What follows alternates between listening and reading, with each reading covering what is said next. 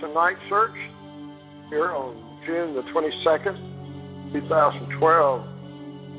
Eddie Middleton hosting here in Memphis, Pat Riss from Omaha, and we are privileged tonight to have George Breckman, author of Context for Cosmology, as our guest co-host. And I'm going to let him introduce our guest, and this is going to be one of the most intense shows I think we've ever done on Night Search.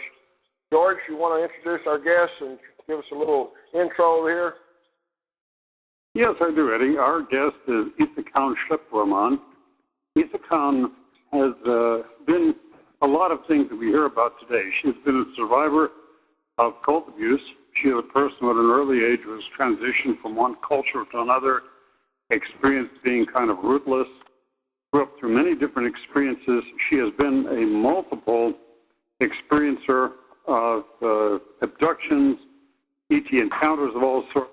She has studied with unusual beings from different dimensions, different realms, and different densities, so she can address us on all of those topics. She's one of those people, for me, who is what I would call a real of categories, because she spans, like a great bridge, many of these categories that we who address ourselves to ufology or the paranormal, which we like to address as individual topics. Well, she crosses all of those categories with her own life experience. It kind of anchors them together.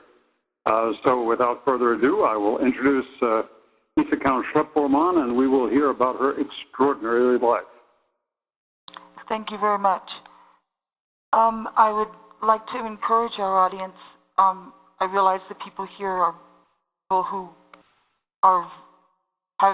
have much more experience than most people, but please suspend your disbelief. Allow. And just stand the reality on the ground if you know how to do that. What I have experienced is some of the best ETs and some of the worst ETs that a person can ever experience. Or at least that's what I think. I don't want to experience any worse. I was born... actually, I'll start with before I was born. And I know this gets a little unusual. There was a war. Well, if you want to your life chronologically, it's not a bad idea to go way back and even got just a brief mention of a couple of lifetimes back, which will help to explain how things went this time around. Huh? There was a war, and the memory is that I was carried out of a building. There were steps. Put into a car. Very fast ride, very jerky, lots and lots and lots and lots of bumps. A long ride. I saw a fairly large rocket that was lifted off the ground. It was taken at a 90-degree angle and pointed upwards. And then I was in that rocket for, again, it felt like days. A cylindrical thing. I was in another world. I call it the green world, and I don't know if that's... Words and names are hard to know. Each of us come from different experiences, and as we explain things, we'll connect with each other and learn more. There was a lot of green in this world. I was outside a lot. There were very large animals. Now, let me ask this, Isakan. Were you in the present body with which you left this world, or were you already brought there as a soul capsule, or in what form? That's what I'm not sure of. I believe it was my Njar, Njar, which is my soul. The body. So your soul body represents the world. Okay. The men that came in and took me out of the building were tall, athletic, moved very quickly. I am believing that they are ETs from the planet Aldebaran. They didn't... Okay, first to go into who you were and when this occurs. This is the end of the Second World War. And who were you? I was the leader. Okay. Many mistakes were made. My heart was broken. I was watching my country in burning. and I believe it was a mistake to not wish to stay. I think that many history threads would have been better had I stayed.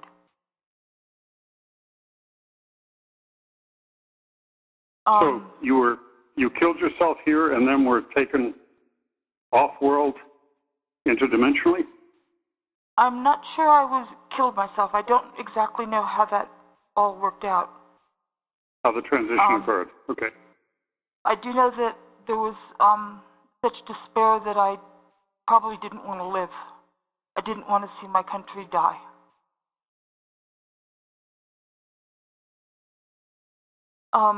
And I'm not saying it was just interdimensionally.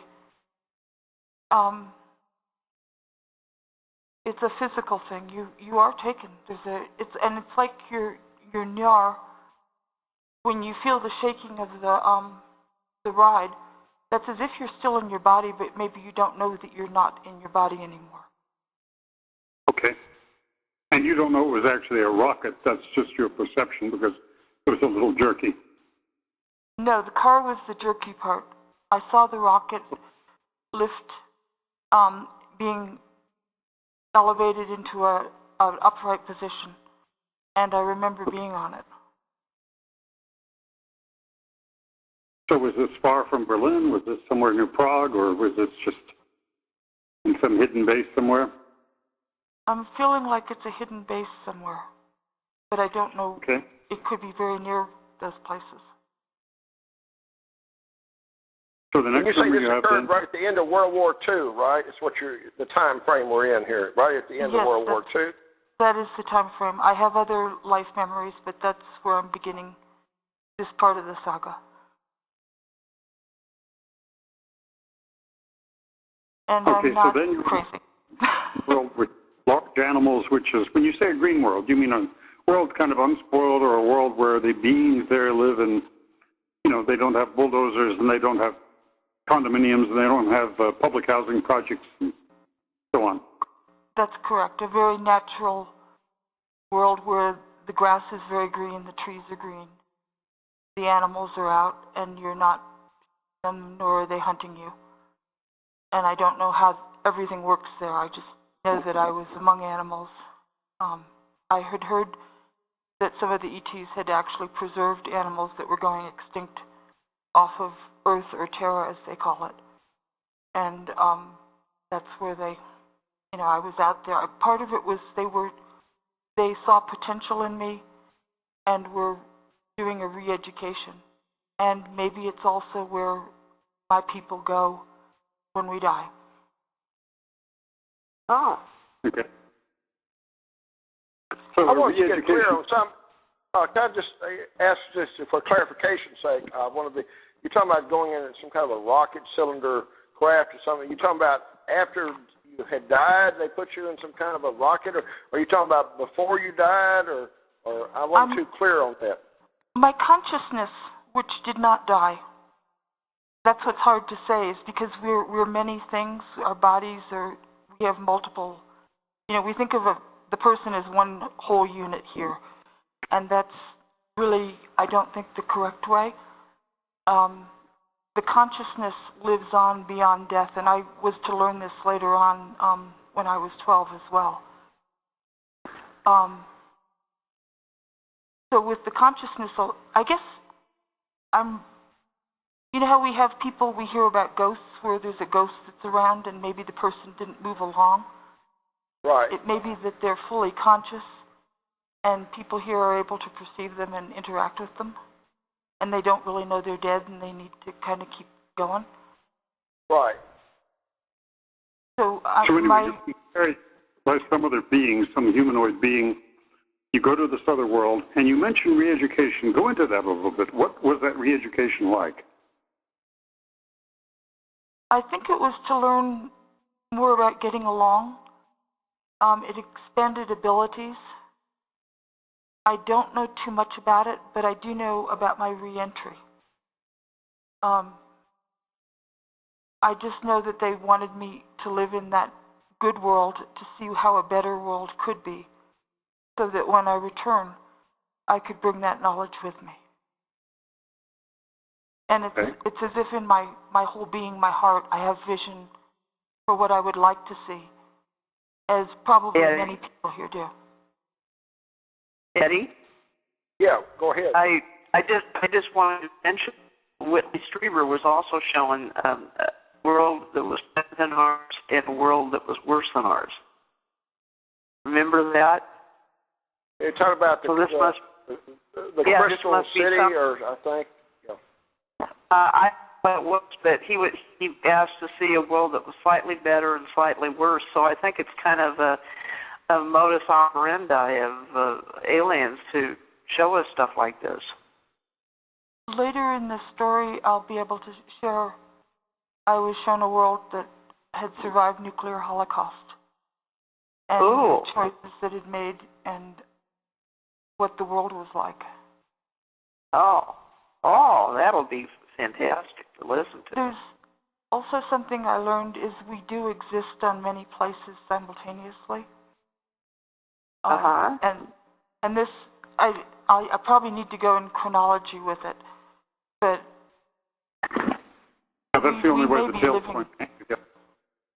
Yeah, Greg. When I entered Georgia, I interviewed you. We talked about chapters 3 and 4 in your book. That came up about us having simultaneous existence in other dimensions or universes.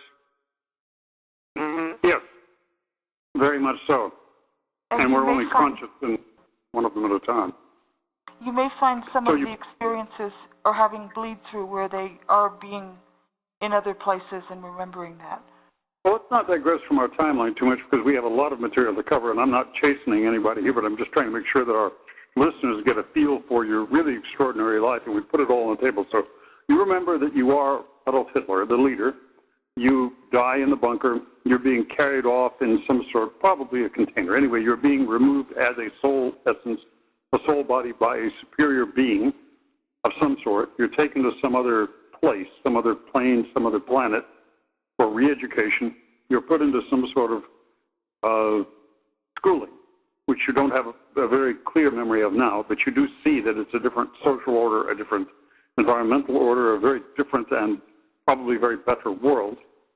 At what point then, you mentioned something earlier about re-entry. When does the re-entry occur? How long are you there? So you leave this planet in 1945, you come back when? About 7 years later. Okay. Which is fairly fast for most souls. What I also learned is that was a living world, as is this world. What I saw was there were 3 or 4 beings. They were wearing kind of like white lab coats, but they were light beings also. They were superior beings of some sort, and they were putting, I guess, something together with my soul into this. To me, this sounds very strange, but almost like into a test tube.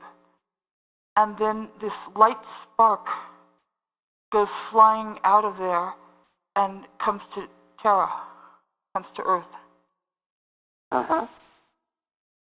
So absolutely amazing. I remember reading something similar. You just now sparked my memory. A guy named Stuart Swerdlow wrote about being actually his soul essence being removed at a U.S. facility.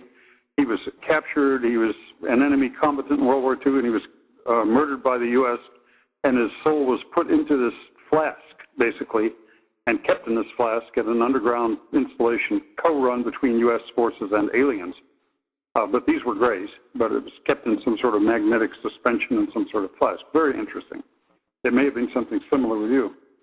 But these beings... Yeah, I know it was, Carla Turner writes about, the man that was abducted in her Masquerade of Angels, and they took his soul out and put it in a black box, a little small black box. I remember that. Yeah, that really resonated. Well, when these beings that wear the lab coats, were they humanoids, were they grays, were they mantids? What were they like? Are you asking me on this? Yes, I am. You're the only one who would know. Yes, they seemed like human beings, but tall, thin. I'm able to see energies and colors, as probably we all are. It's something you develop. They were definitely good beings, very high intelligence. So these were beings that today we would describe them as tall whites or something, or Andromedans or something like that? Okay. Something I like just want that. to put this perspective for our listeners, many of whom are really into ufology and have some idea what we're talking about here. Okay. Yeah, so but before you go further, you said something a little earlier about you were the leader, and I mean, were you saying, George, that she was Adolf Hitler? Yes, exactly. Okay, well, that was such a blockbuster statement. I wanted to be sure to get clarification on that. Okay, go on now. And imagine what it would be like to come back to see what has happened to your people and to the world, and how it's changed, and how what you chose affected things. That's part of the difficulty, and the education, and the challenge. It's an opportunity to do better. At what age do you discover that this is who you were, and how do you make this discovery? I take it you're not born with this knowledge. No, I'm not born with this knowledge. Should I just go ahead chronologically and we'll touch on it? Well, I think we need to foreshadow just a little bit to kind of get our listeners into the groove of how you find some of these things. We'll explore it later, but how do you uncover this memory? There are two different ways. Firstly, when about starting age 3, a man from, I was told, the old country, who I believe is also a very great ET here, tutored me about yearly. And in one of those tutorings, perhaps when I was maybe 6 or 7, I was told to sit out on the ground outside, which again was very green. It was almost like being in the green world. And he gave me a ring to look at. The ring had these lightning bolts around it. It had a black stone in the middle. And as I looked in the stone, it was like something started playing, a movie. I mean, not music, but a movie started playing. And there was one point where you saw these armies marching off to the left. And I knew at that point I couldn't look anymore. Whatever it was, it just bothered me too much. He also showed me another movie on TV, which was of a young boy receiving something from and them taking it back, which I'll go into in more detail later. Later, I was very happy to meet Le Comte de Saint-Germain, and they had been looking for me and located me. Oh, okay, hold on there. Let me make sure I get this. So you're taught or you're shown things by this fellow who was probably an ET. He seemed to have extraordinary powers, even though he appeared otherwise human and probably had a human identity, as I recall. In the pre-interview, you're telling me this. Then much later on, and maybe you can give our listeners an idea how much later, you actually meet, now we're not talking a legendary or a channeled experience, but the actual Comte de Saint-Germain. Correct. And I will be very careful as we speak through these things to, there's going to be 3 techniques. One is where you learn to remote view your own life, which I hold as a different technique than physically meeting somebody and remembering it. And then there's another one where somebody helps you and you're still struggling to bring in that knowledge. So there's going to be 3 levels of knowing that I'll speak of and okay, but to make it clear to us, you're actually physically in the presence of Saint Germain. Correct. You're not just wow. I want to put that on the table. Okay. He is my teacher, among others, and when the ETs are working with someone, there's different ones that will work with us, as you saw when you joined me during your book.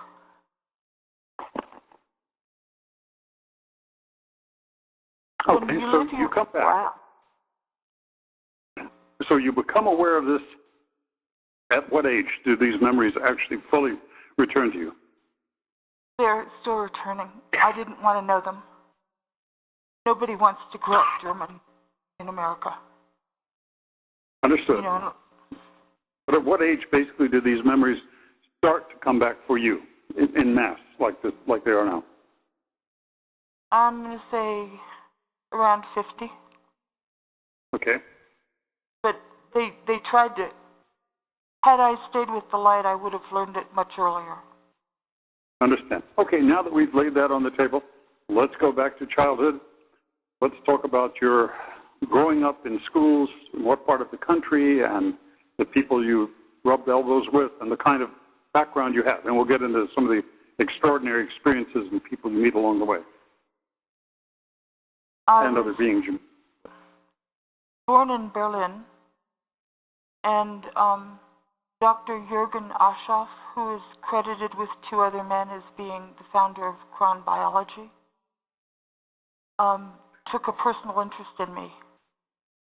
He moved me into his home, his family's home, not his personal but of relatives. And then the process of the adoption, I don't know if it's a doctor, but Morris Pate, who's the founder of UNICEF, actually had to write a letter recommending my parents, which is probably so let me understand this. You're not a Baron von so-and-so. You're not a noble child. You're not a child of a wealthy industrial family.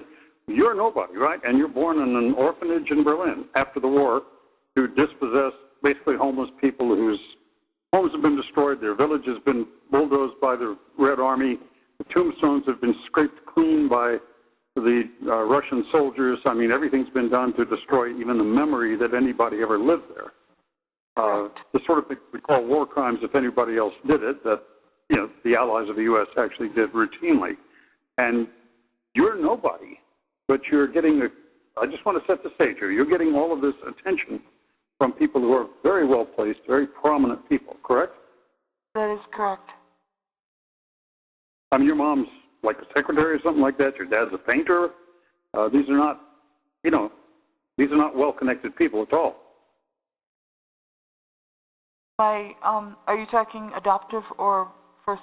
No, I'm talking about back in Germany. Your parents. Back in Germany, my father's a painter. Right. He had been an officer in one of the, I don't know specifics. And my mother, I think, was a nurse.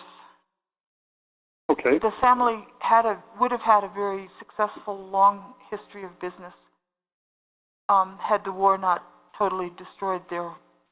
It's not just a business like if we took our our shop and went someplace. It's a family business that had been where people are trained within the family and have grown and developed and put their roots in the soil, so to speak.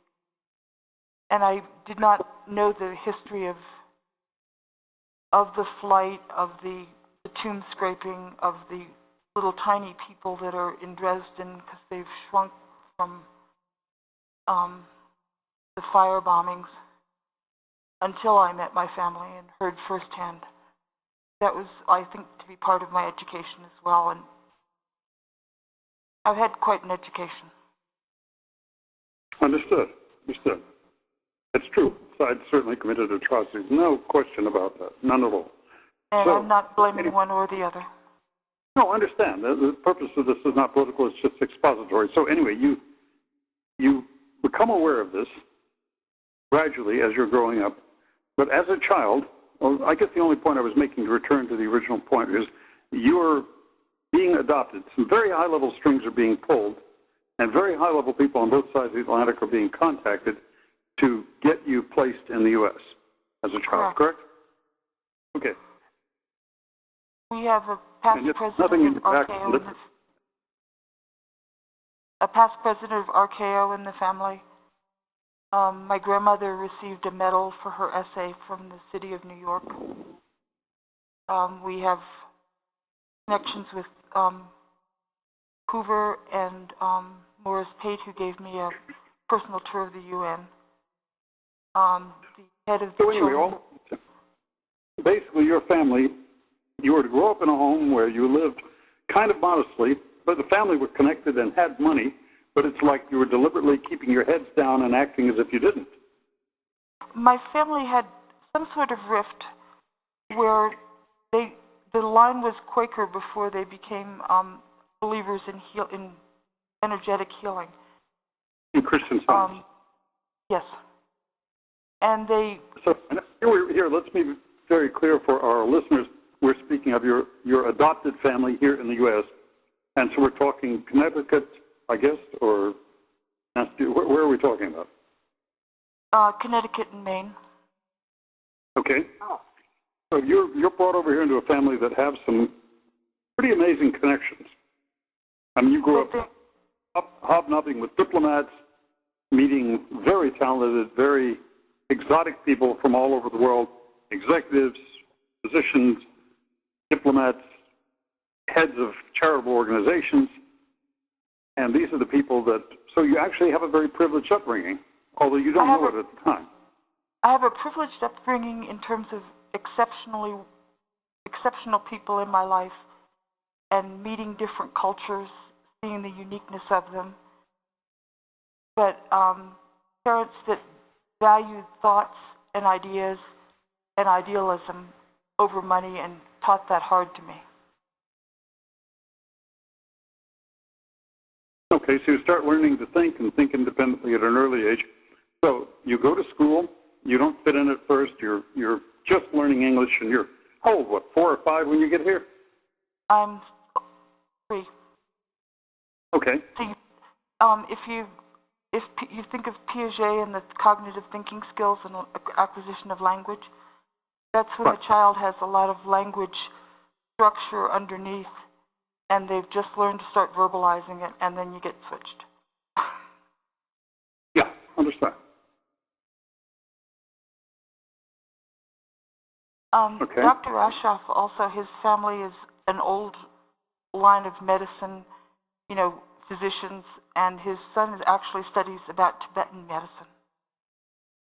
I understand. I know he had a lot of Tibetans studying with him at that institute he ran in Germany, and had connections all over the world. All of these people internationally came to study with him prior to his departure. Anyway, let's get back to you. You're growing up in a New England home in one of the tonier areas of Connecticut, where a home today, even a middle-sized house, would probably be over $1 million. I mean, just an enormous, probably one of the most expensive areas in the country. And you're growing up in a rather unassuming home, but your mom is working for the UN, right? No, she stopped working before they had me. They were required to actually buy the house for me. If they didn't have a house and a private yard and a private bedroom, that was part of the requirement to adopt me.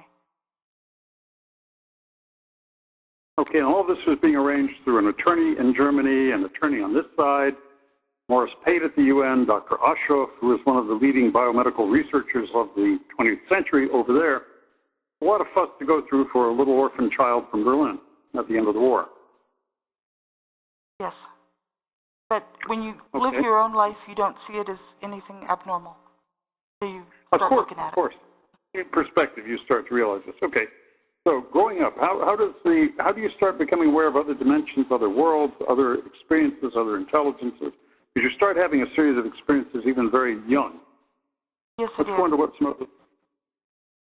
Age 7 is probably the first one that I remember. And as I've looked at age 7, quite a bit happened around that time. I've been tutored since 3 by this man from the old country who always wanted to take time with me. And you call him Uncle Fred? I called him Uncle Freddie. His name was Fritz Lang. And we went to a special place in upstate Connecticut, which I've later learned is kind of an ET hotspot. Yeah, it definitely was. And I'm going to say around age 7, when I started putting my chronology together, it was 3 things coincided there. One was, it was the very first time in my life that I felt the existential void. It is perhaps what Castaneda called the abyss. And I think what I later learned when I traversed it is called Genungegap by some of the North Europeans. But I think those are all slightly different, and I do believe I understand the difference now. But I'm sitting at my window I'm just a child, and I've kind of got my hands on, my elbows on the window, my hands just looking out, and the stars just seemed extremely close. And then suddenly this bottomless fear gripped me of the distance between me and the stars, and I didn't understand the fear. But at that first point, I said, what's the purpose of my life? Why am I here? And I actually got an answer which said, you'll know, but not now. Okay. That's a deep question for a 7-year-old. Impressive. Yes. Very unusual for a 7-year-old to have those kind of deep thoughts. Right. But let's talk about what kind of 7-year-old you are. And I think that, and those are good observations, Eddie and Pat, and this will put it into perspective for you. You are a 7-year-old who in school are so advanced, you're constantly getting skipped all the way through school. You're skipping grades. You're basically doing independent research. By the time you get out of high school, you're basically spending your day in the library doing pretty much what you want to do because you've already aced all of the subject matter. Pretty much. So you're probably a child who today we would call precocious or highly gifted, In 2nd grade, they started me on a unicycle, and I didn't have to always stay in class. I was allowed to ride the unicycle around the halls. And at first, it's hard to ride a unicycle, so I would go down this incline and just go crashing down at the bottom. There's all these black marks where the kindergarten children's doors were.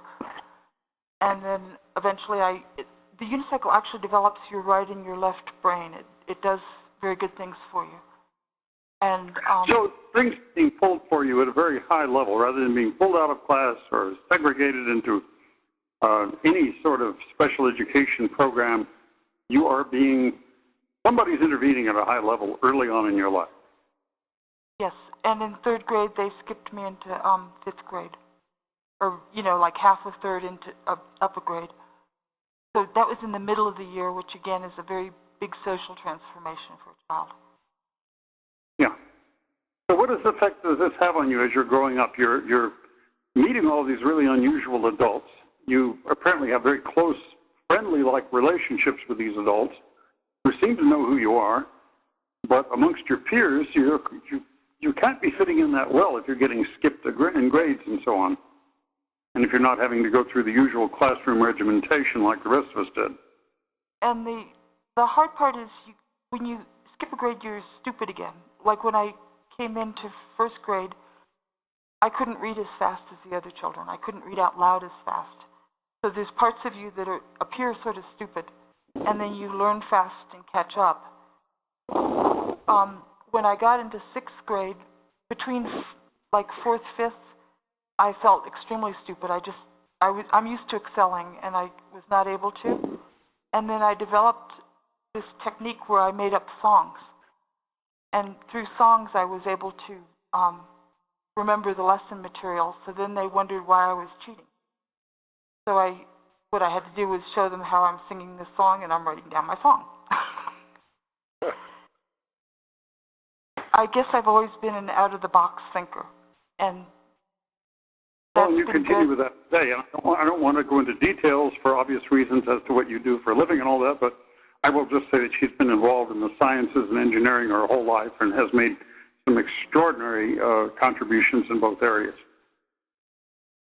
There was a period I also wondered if I was green when I was a child. That's what I used to call it. And it was like, there's something so different about me. Wouldn't somebody just tell me what's so different? Why, I look like everybody else. What's the deal?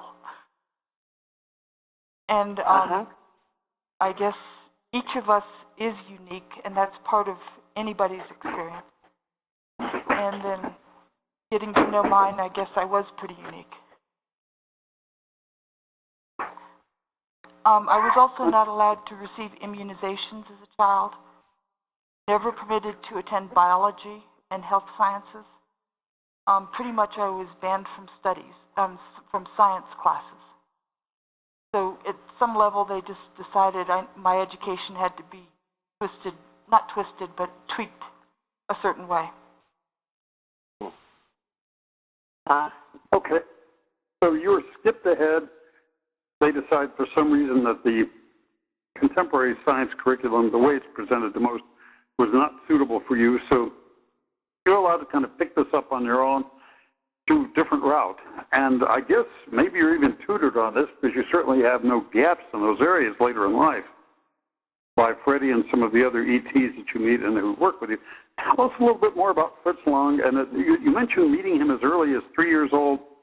So here's this stranger who shows up. He doesn't hang around your family. Apparently part of the deal was if you're going to adopt this exceptional child, they probably had really no idea who you are, as I try to put your life story together.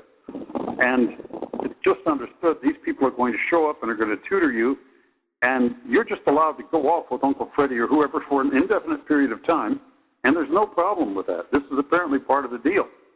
In exchange for that, your parents are able to take you for these expensive summer camps. You're able to go swimming on Martha's Vineyard. All of these things which we normally think about as only the very privileged doing today. You don't think of yourself that way because you live in a modest house. We bought hand-me-down clothes for me. Exactly. But I'm saying there's some strings being pulled at a high level. So if anyone asks you, you're this child of a very, lower middle class family growing up under very modest circumstances. But in reality, you're hobnobbing with all kinds of people who probably the names are in a lot of America's top corporations, and you're going off for summer camp with people who probably can afford, cabin cruisers. Correct. And all the while, you're going off with Uncle Freddie and other people who seem to possess an enormous amount of intellect, a lot of information, and you're given these extraordinary tutoring sessions, which sometimes last for days, and your mom and dad don't say, oh, where did you take our daughter? When will you be back? None of those kinds of exchanges, right? They took me yearly up to this place called the Corn Crib, which is where I met Uncle Freddie. And first I was told he speaks German. He wants to talk to you. And he didn't have the ugly German that you hear in the movies, but he had when you're a child, he had this booming, friendly voice. And it was so booming that he kind of scared me, and I really didn't want to speak German. I didn't know why, but I did not want to speak German with him. I avoided learning German all through school. But he taught me different things. We have a star journey that I'd like to talk about, but I'd rather first tell you about a history lesson he gave me, and I think we're skipping ahead a few years now. Well, let's back up and talk more about the Corn Crib. First of all, it's a real place. It's like a farm. It's like a silo storage area, which genuinely was dealing in agriculture at some point, and it's in Wallingford, or was in Wallingford, Connecticut? Yeah, Wallingford, Connecticut. It had been restored into a house. There was a lot of, as you drive in, you're not going to see the cars from the road. There's a hedge where the cars are. There's kind of a green, hilly place, not very big, that goes down towards the beautifully restored Corn Crib. And then as you go further down, there's like thickets and different overgrown areas and a little pond that we used to swim in. And then Freddie and his private area out in the country where people kind of come and go without being observed. Yes. And the people that came were all very interesting. There was a silversmith. I got to see a man before he was prepared for a star journey. I myself experienced that there. My parents and I never spoke of what happened there, and I never spoke of it to anyone until very recently. They would say, come on, let's go to this place, let's go to the Corn Crib. But they would never say what you were doing there, when you would get back from your journey. They would be separated from you when you got there, and there was some sort of an agreement that they did not discuss this with you. Is that correct? I guess so. Or, kids also don't talk to their parents. So. Well, at that age, one ordinarily does talk to the parent, early on in life, like, because you're having these journeys, age 6? 6 or 7, yeah. That's when that first star journey was with the lights that I told you about. But you never talked to your parents about this? No. And I think there's a very important term called consensus reality, where we're taught that reality is a very small bubble, so it kind of closes in on us and we forget what really happens around us. And this is an advantage to the bad side, not to the good side. Unless you don't want a kid in school saying, hey, by the way, I just went on a spaceship. I don't know. So I guess part of the preparation for not getting in trouble like that, you don't discuss it with mom and dad. It's a reality that exists only when you go to the corn crib and meet these other people and nowhere else. Uh-huh. At the corn crib, I saw these adults that I had known who they were, and they became golden. They were like light beings. And Freddie was standing in front of them. I don't know what he was doing, but it felt like he was... You mean their auras were golden? No.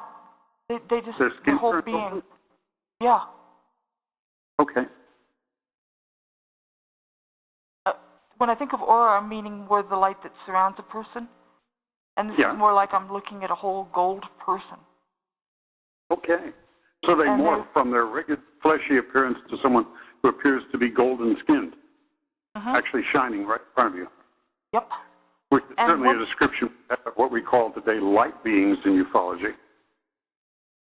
One thing that was different, I was a child, and pretty much my parents would say, don't bother this person, don't go there, don't do this.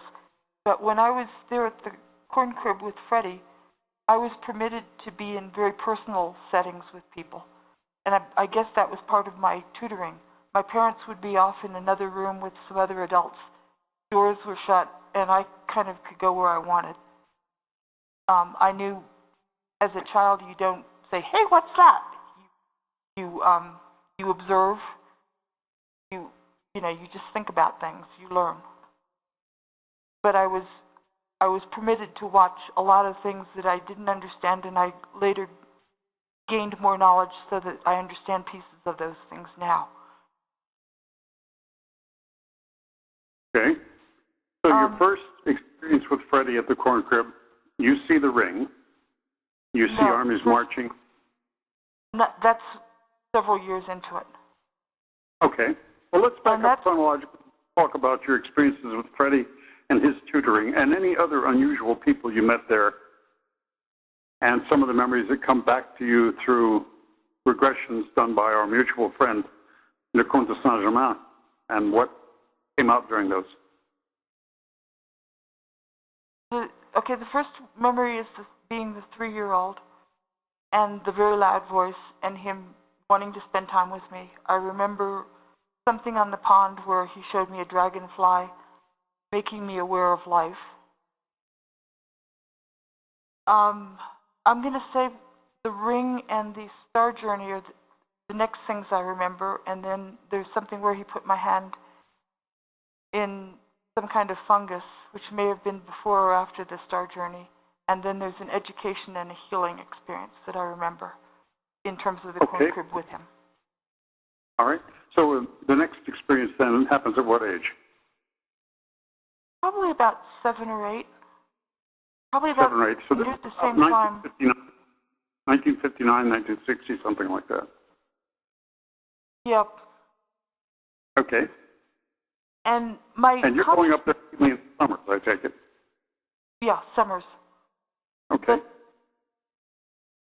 But, my conscious memory of it, and this is what I told the Count, was I remembered.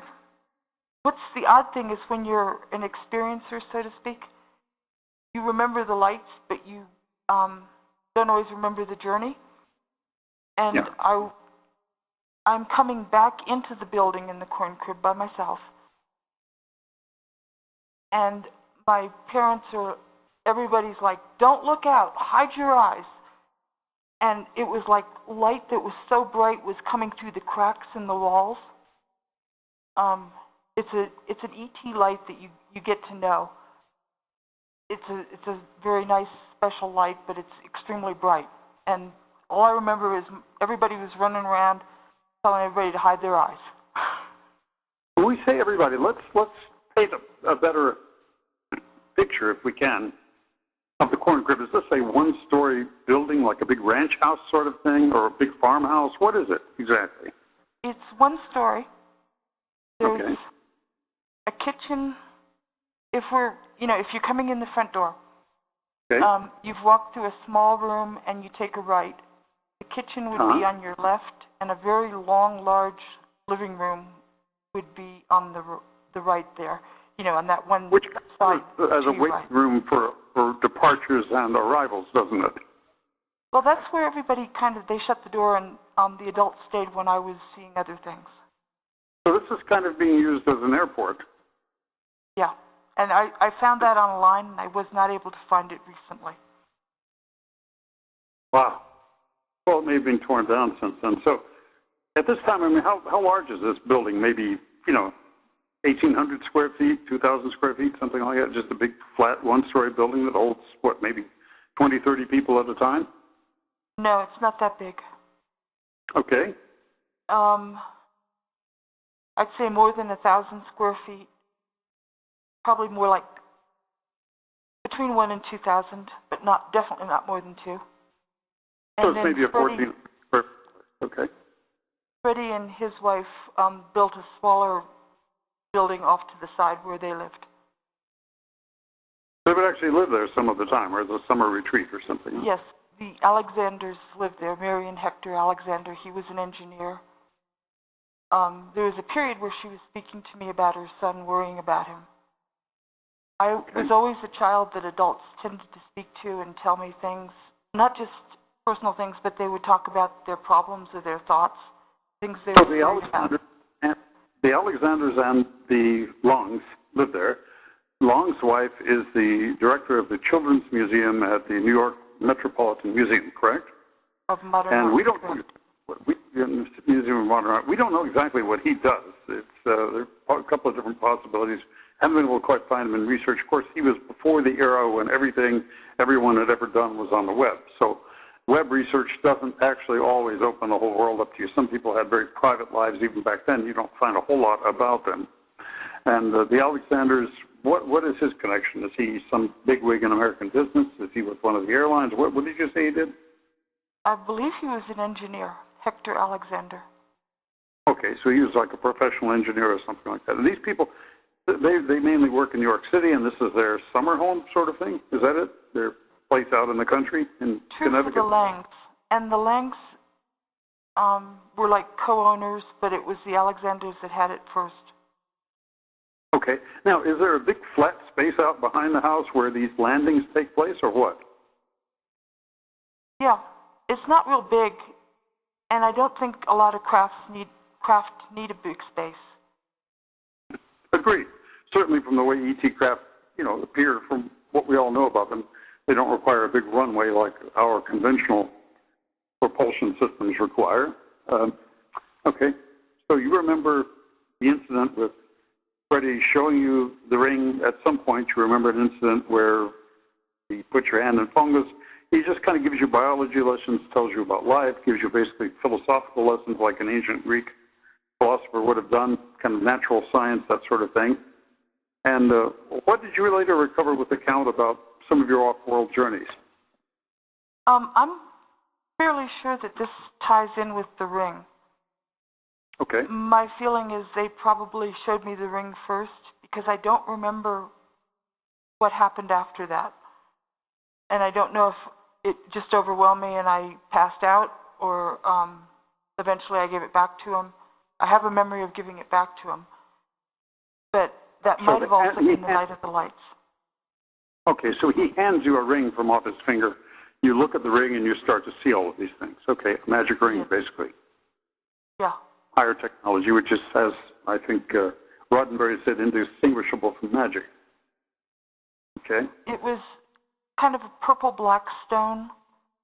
I've been told by the Count, I believe it was like part of like the Phantom Matrix or an off-world stone. All right. That had part of my soul story embedded in it. So it was a recording stone that recorded Orlog, basically. according to the person's orlog from this and prior lives. Okay? So, what is the next thing that happens with Long and with his teaching of you and your ability to travel offline? And tell us about some of the other people you see who actually use this extraordinary ET airport and where they go and what you experience. What I experienced, this is regression where the Count helped me. When he is able to help you read your memory, it's like it comes alive and you have your own memory back. And in this case, I boarded a craft, it was just a light craft. I mean, in terms of the lights everybody was seeing inside the house, yes, that's what I boarded. It's not as much a journey in terms of where we went, but who I met and what we did. I was assisted up the craft of a woman or someone, kind of just helped guide me up the craft, like the ramp or walkway. Very small, there was a man and a boy my age. The boy, these were light beings, and I'm not meaning the same as the gold beings. They're a white light where you almost would say it's too bright, you can't see. It's too bright, you can't see them. But you can see, and they're light. They're not. These light beings, they were not from the corn crib, they were already on the craft, and they helped you into the craft. Is that correct? Right. They had come to get me. All right. And were you leaving alone, or were you with a group of people? No, just me. I mean, with these beings.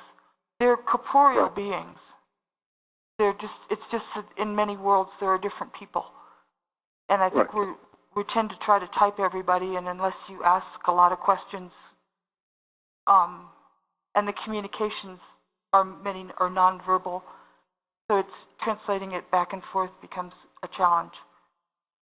What they basically did was, this boy and I were somehow hooked up together, and it's as if my culture and his culture, we became culture bearers. Where you say your culture. You're how old at this point? 8, 9? No more. So much of this language is still forming in young people. Education is still happening.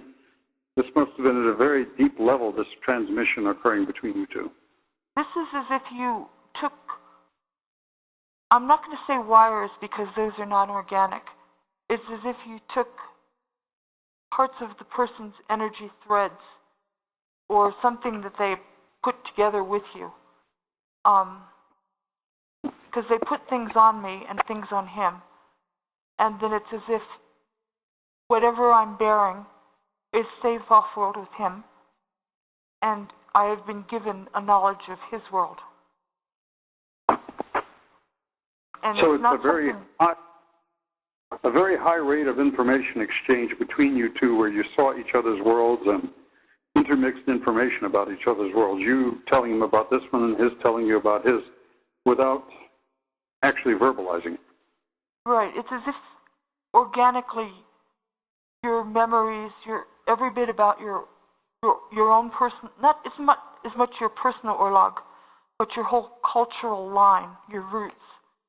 Understand. You two carry for your own planets. So you're doing this like two computers hooked up together. And tell us about his planet. Do you have any remaining sense of what it was he was showing you, where he came from, and his name, anything about him? I remember that it's very peaceful. It's of light, highly intelligent scholars, people that are just very scholarly. I tend to think of sometimes energy balls and things they might work with. Children that don't age at the same rate we do. There's parts of me that I feel like I'm just barely coming of age. And I'm, in this world's view, I would not be, considered young.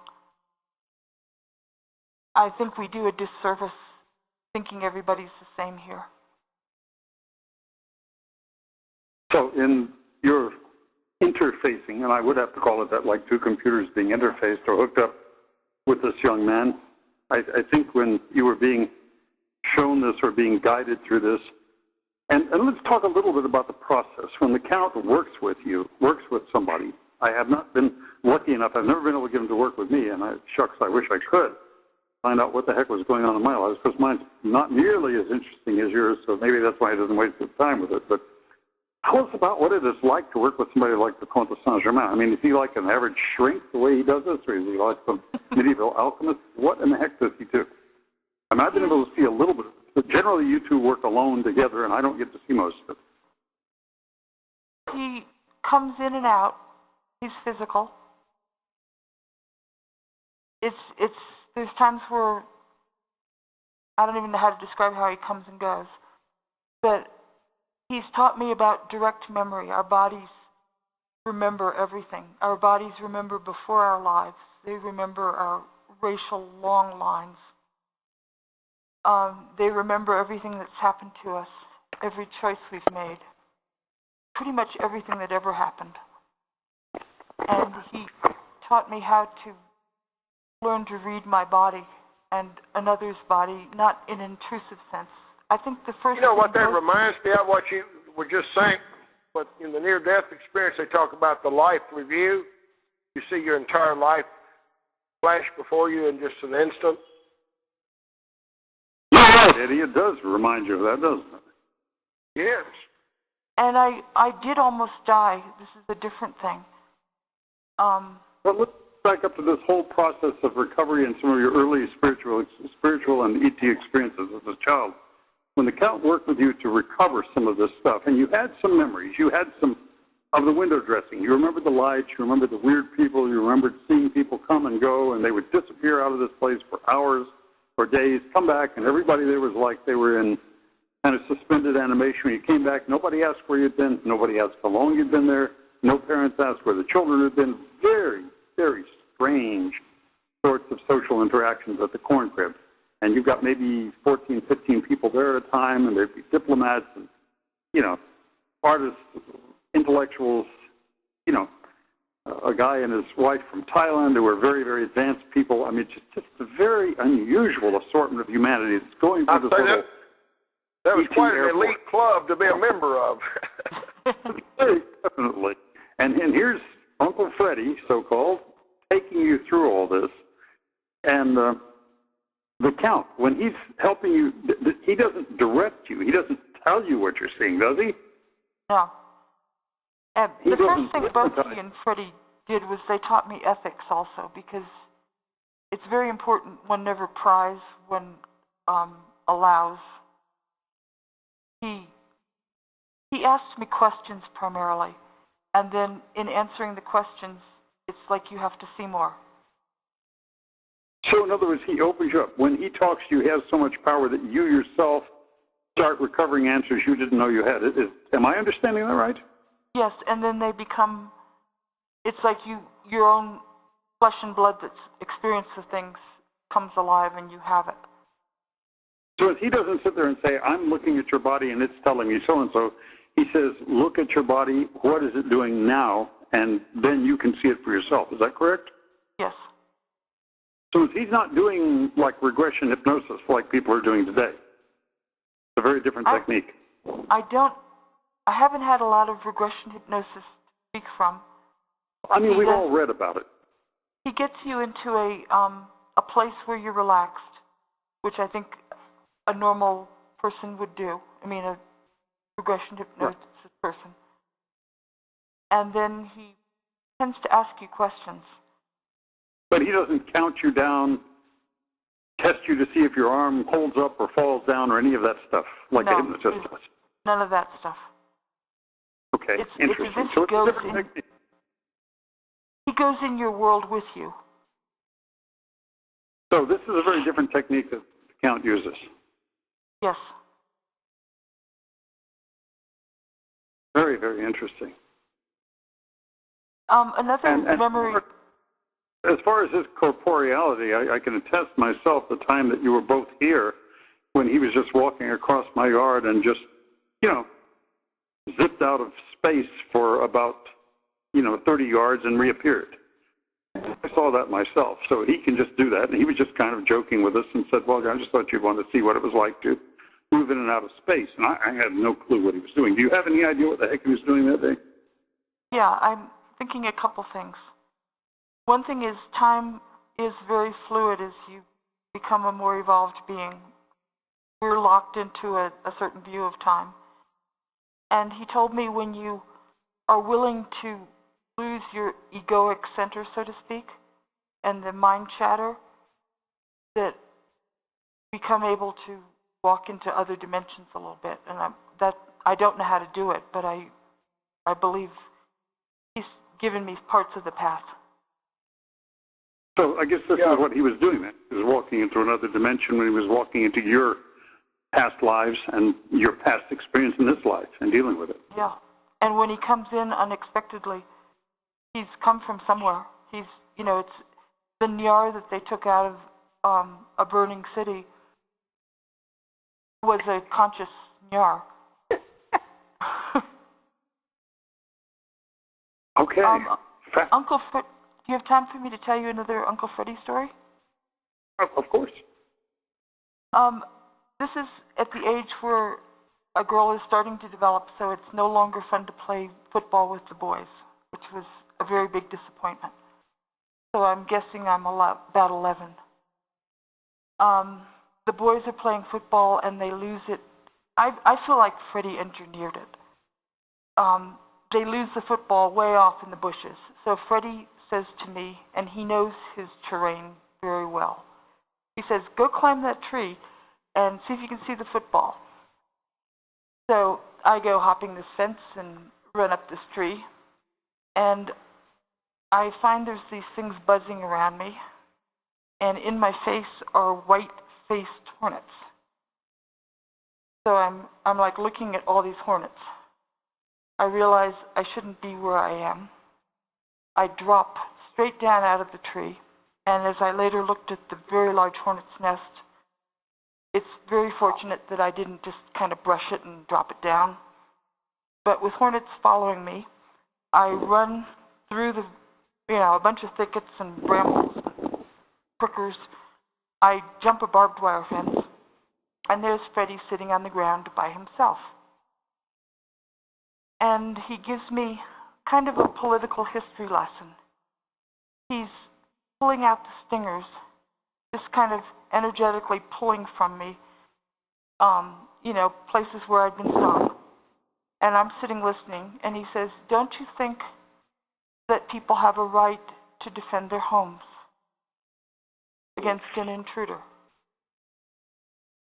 And basically what he was saying was the bees had a right to defend their nest. And then as you look back at the context of who he was and what he was teaching me, he was also telling me that don't go invading other people's nests. That's probably why great devastation happened to my homelands. Yeah. Instead of protecting your own people. Part of your re-education. Yes. And as you realize that a kid who's been stung a whole bunch of times by hornets would probably be ill. You should have been going at animals. Probably be worried. Yeah. But he had, in the process, also healed me. So what did he do? You say he healed you. Did he chant? Did he?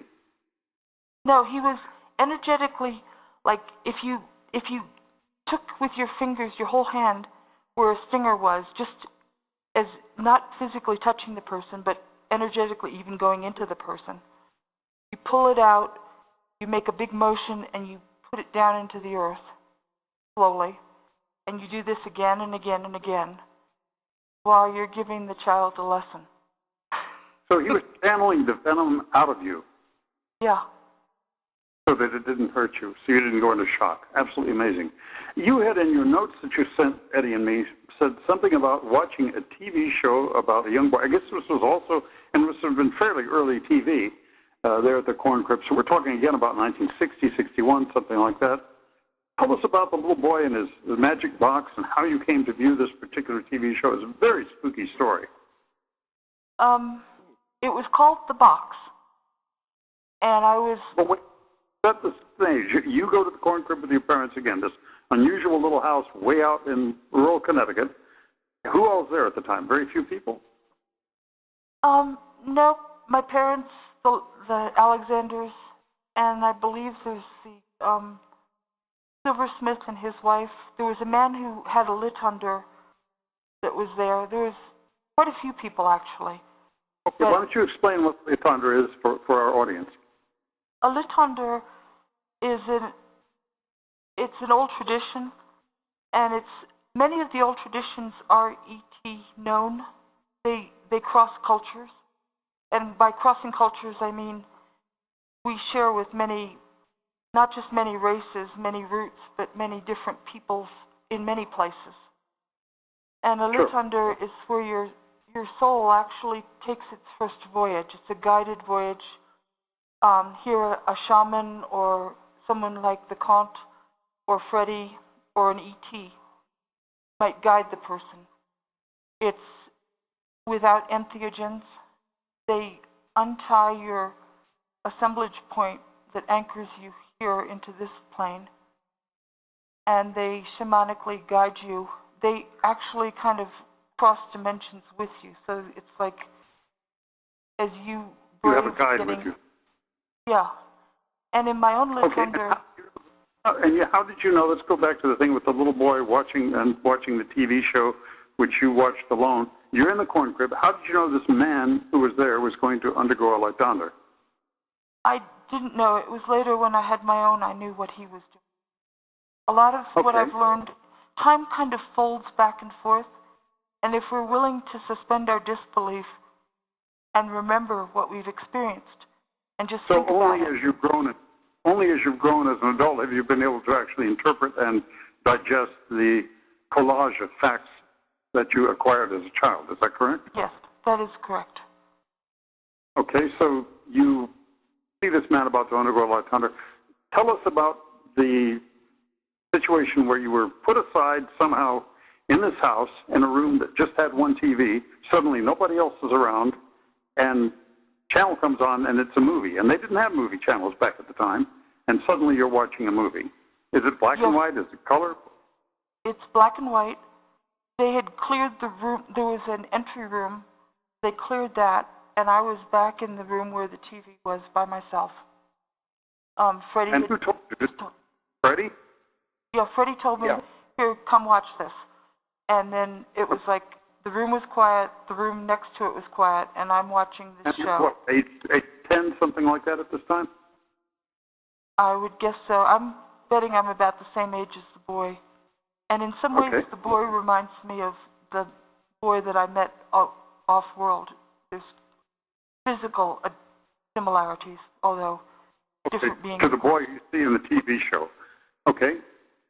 The boy in the TV show had dark hair, thin, a kid maybe 11, 12, maybe a little older. And these men, probably similar to the ones who took me out of that building, but just tall, normal people-looking men, gave him a box, and there was a choice. And in some way, it's like I linked in with his mind, and I experienced the choice that he went through, the really rapid series of thoughts. I don't know if I should share that or not. I think you should. The box had a bunch of ancient things in it, and it was like if you were going to be given something to protect your people and something to open, to open to other portals, or something that gave you knowledge. It's as if you had to choose between a lot of different things. It was called the 9 worlds. Which one would you pick? And the correct answer is you need them all, because if you have power and you don't have opening, or you don't have love of life, or you don't have love of your people, or you aren't in the struggle to make sure that you're faithful to the gods, so to speak. If you're just faithful and you don't have ability, it's okay, it's good. If you have opening, that's okay, it's good. But one without the other, you can't do much. And I somehow experienced his very rapid, like, if I have this one and I don't have that one, it means this. If I have that one and I don't have this one, it means that. And it was like, without all of the 9 worlds, nothing worked. And he was given this box. You're being shown a whole decision-making process of a child growing up and being given basically universal keys of being a great magus, a great magician, a world magician. And you're being shown this at about age 10 on a TV set, and this is obviously no movie that was made in Hollywood, whatever this was. But and it was it's not like words said, okay, this is your choice, now these all mean this. It was as if I participated. The word actually said in the actual script of the movie, the actual plot of the movie, what actually happened, and why was this important later? I learned that this young man, and I'll say who he is, and I think we all know, was given something very special from the ET. Yeah. And then what I saw later was he was living in a lifestyle of debauchery that repulsed the ETs. That's not the reason they took the box, but he had left the box there unattended, and his own life choices had meant he was not a person they wanted to entrust with that kind of thing. And so they came in, the man's sex partner is there. They kind of, I think, push him aside or just come in, get the box, and leave. And how old when this is happening? You say sex partners. Are we speaking of homosexual sex? What? Yeah. Okay. And so we're talking about a time when the leader is a young artist student living in Vienna and probably working, as is pretty well known nowadays by historians, as a male prostitute. I'm betting he's like late 20s, early 30s. Does that seem right? Okay. Just by what person. We're talking about Hitler now, right? Yes. As a youth? Yep. So you're actually being given a review then of his early life and being shown from age 10 to maybe late 20s how he leaves. He's given this inheritance. He's given this basically the tools of an avatar, and he misuses them. Yes. And leaves some of it on the table. He misuses his own life. Right. Fails to use it. Right. Takes power, doesn't use it correctly, doesn't use it to move the world forward, in fact moves it backward. Gotcha. So this is being given to you to train you and for you to learn to do differently, to lead a different life. I guess so. I was told, by the way, I would just interject, I was told once by this Rother guy about this. I don't know how he got his information, that Hitler had contacted the source, but then he had a choice after that to use it for good or evil. I know he's also been on a mountain and met with ET beings. He was given. So whereas I guess monotheists try to frame this as the source based on their, on Semitic mythology, you actually remember this as being multiple beings, light beings who came to you and dealt with you. Yeah. Okay. So, I could see where it would be interpreted another way, easily understand.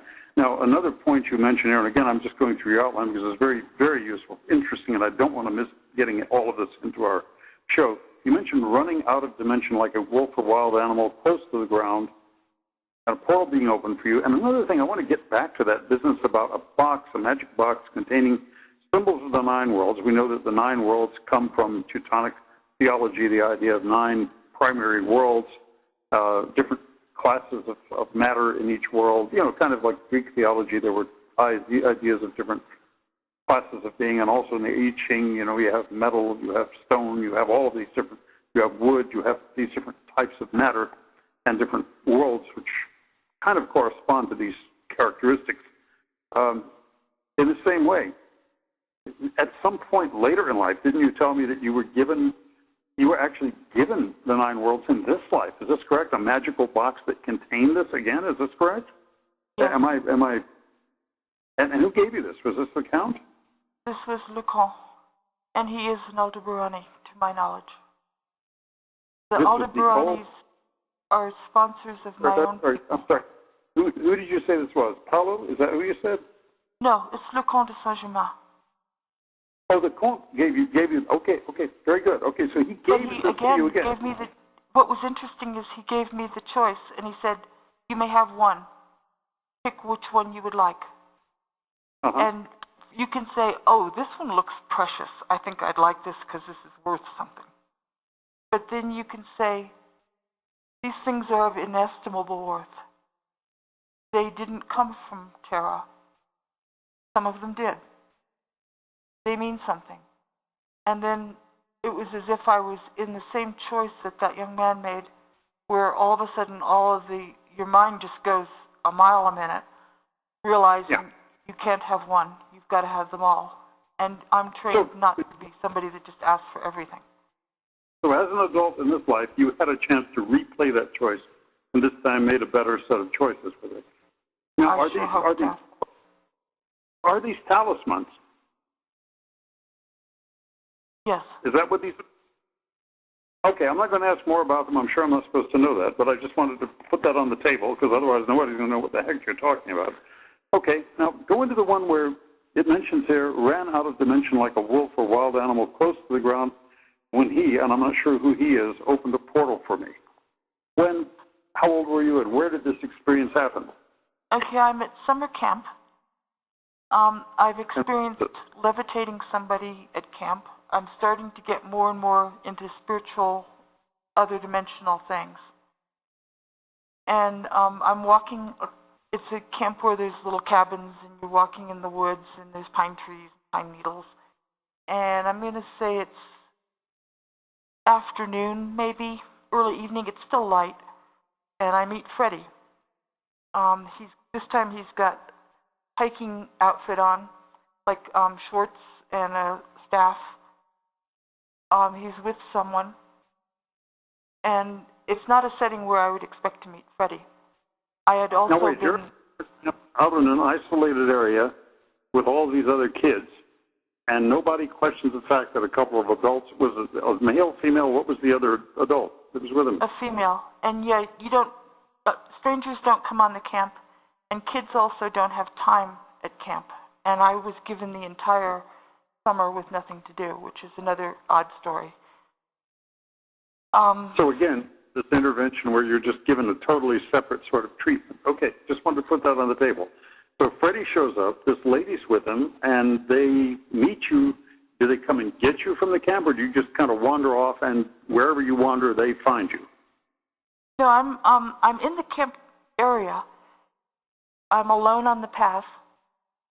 And I remember we walked just a little bit towards the edge of the camp, not too far. And he asked me, "Wouldn't you like to run like a wolf?" And you're what, 12 years old at the time? Excuse me? You're about, 12 years old at the time? Yeah, 12 or 13. Maybe 14. So this is like 1961, 1962. And you're in this camp is in rural Maine, is that correct?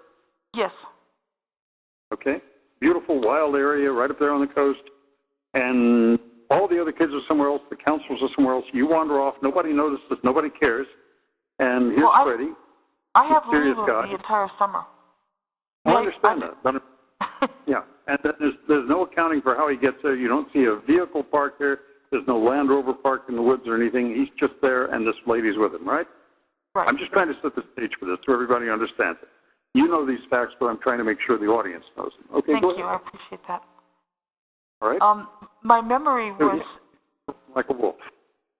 My memory is of seeing the ground. It's like I'm seeing roots and tangles on the ground. But it's like if you took your eyes and gave yourself a microscope or something where you're just very low, and it's moving fast. And it was a memory that I kept. That's a physical memory that is a very definite memory.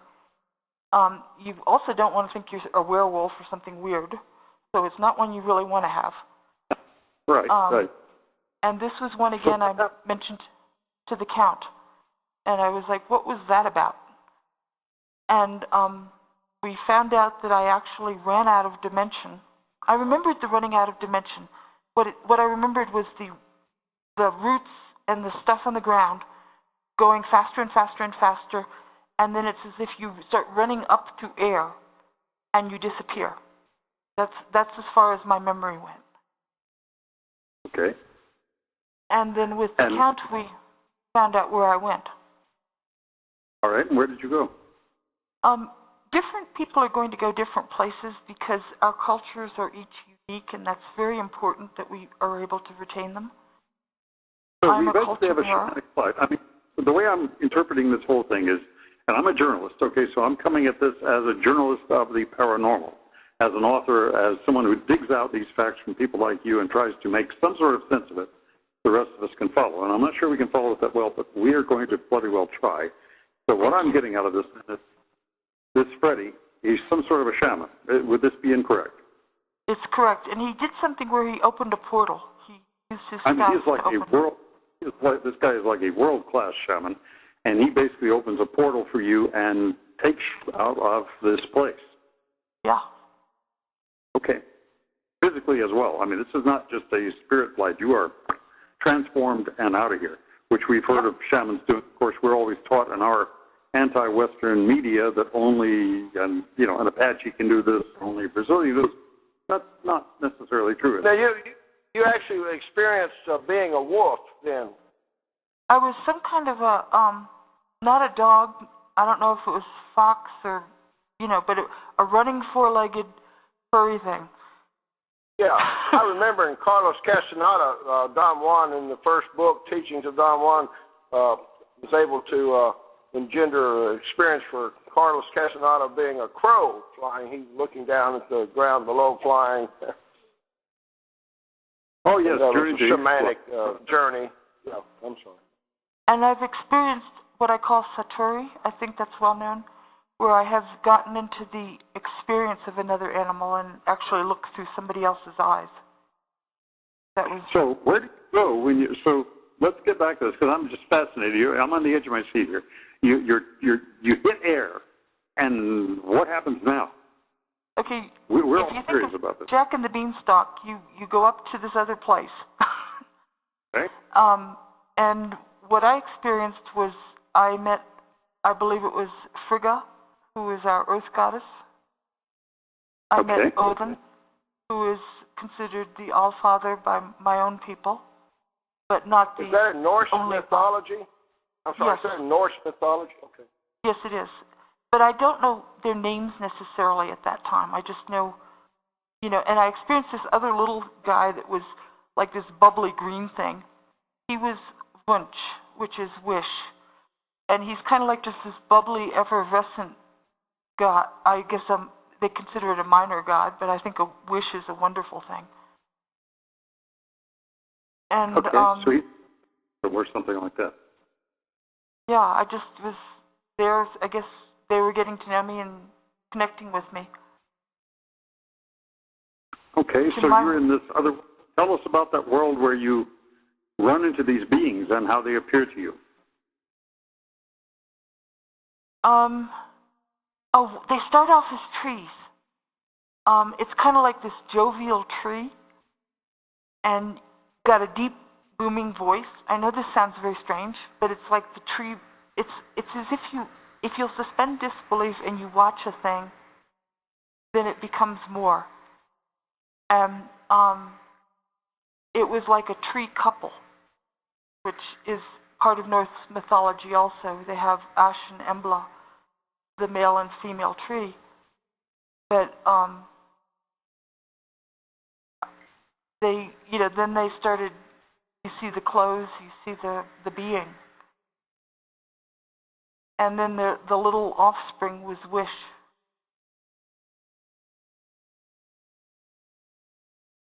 So, tell us about this world. What was important about this world? What went on? What was the nature of your experience with them? Was this part of your tutoring? Was this part of what you learned from? What went on here? I would say it was tutoring and foreshadowing of what I had not lost touch with my own heritage, what I would have known.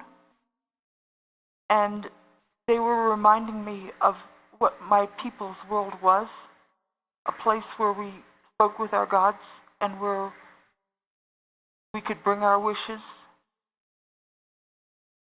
where they walked and talked with us. And so a primeval time where we were close to nature and close to other beings from higher realms and different densities than we have here. Yes, definitely primeval. And you're tutored there and then returned. And is Freddie and this lady, are they there with you? Do they just leave you, or they guide you to there and they wait for you to return? My memory is that they weren't there when I returned, and I just kind of went back to my cabin and, joined the other girls. And kept it all to yourself for a long, long time afterwards. Wow. Well, I see also in my notes, in the notes that you sent us, you mentioned about, and I'm not even sure I'm going to say this correctly, I'm going to guess, Bactero, is that correct? Is this Bactero the boy that you had this interchange with, where you're seated on this? And did this happen aboard an ET craft? Where did this happen? Were you guys taken out of world when this previous event happened? Yeah, Bactero, it's kind of a P and a B. Okay. And that's the one where all the adults were seeing all the lights, and I'm coming back in the place at the corn crib. Is Bactero, is he an ET? Yeah, definitely. Okay, so he's one of the glowing energy beings, and he and you are about the same age, and you're hooking up and having this enormous interchange of cultures and information across worlds, basically. And there's a man who is, I feel like, of the same culture as Bactero, who does the hooking up between us. But it's as if they all knew who I was, and it was just a planned event that was part of the growing up of this person's life, so to speak. So all of this is part of tutoring you, leading you forward. Okay, so now we're going through adulthood, and you're growing up. Let's say you're 12, 13. What happens next in your life that is important to our understanding the story of a lifelong set of experiences, being an experiencer, someone who experienced paranormal, who experienced other beings of other densities, ETs, and so on, which is the kind of thing that this show and our listeners are all about. Yeah, great. George, let me interject one thing here. I know I've read a lot about abduction stories with the Greys, and typically, they will tell the abductee you're special. Of course, they are deceiving the abductee in these dark, scenarios where they just are using them and actually torturing them and all. But you're special, they'll say. But I'm thinking now, in this case, you really are special. But they weren't telling me that. But that's the implication that's come through. That you're very special. They had some very special plans for you. So. But at no point are they flattering your ego, and yet you're not getting home with scoop marks. You're not having anything implanted. No dangerous experiences. Nothing like this at all. No. Okay. When I was 11, I was invited on a sailing voyage for a week with a friend of mine. Her father, her grandfather, and her older brother. This is a very prominent engineering family. And evidently there was a gas leak that was coming into the cabin. And we were warned about it. We were told, don't stay down there too long. And I was reading a book that I really wanted to finish the last chapter on. I started seeing spots, which, now that I know, don't stay any longer, you get out of there fast. But I finished the chapter. Then I went into the head, which is the bathroom, and that was the end of what I remembered physically. What I remembered next was I was in this tunnel that goes up and down between the earth. There were beings coming up and beings coming down, almost like floating, non-corporeal beings. There was somebody at my elbow. If you've ever helped a blind person, there's a way that you touch their elbow and you help guide them. It was as if somebody was at my elbow guiding me up this chamber. When I got to the top, it was light, and a voice said loudly, "No, not now. It's not time." And what happened next is I'm slammed in my body. I'm on the deck. The family was afraid that I died, and now I'm awake again. It was near Montauk, which I find kind of interesting. I don't know if that plays anything at all, but it was, that certainly adds a setting. And curious juxtaposition there. It also began my real depression. I started becoming depressed from that point because I'd experienced the void, and then I kept wondering more and more and more, what is my life about? And every time I wondered that and I didn't have an answer, it scared me. And you're being raised Christian Science, right? Your parents are Christian Science. Your dad is a practitioner. Yes. Okay. You're not real pious people. I guess you're not in church a whole lot. They went weekly. Did they? Okay. Well, I guess they do allow you to experience other things with other kids and, Yeah. I also started experiencing paranormal things. My grandmother was in a nursing home and was ill, and as Christian Scientists, they never acknowledged any illness or anybody's body or anything physical. So if you're dying of a heart attack, you're not going to say, "These are my symptoms." You're going to probably die. Or you'll call the practitioner and maybe tell him quietly and he'll work on you. And I don't mean to insult Christian Scientists because everybody is different. I saw much good in the religion as well. But I was always good in school. I always did my homework. It just wasn't something I didn't do. And there was one morning, I don't remember why, but I picked a black, dark navy dress, wore it to school, did not have my homework.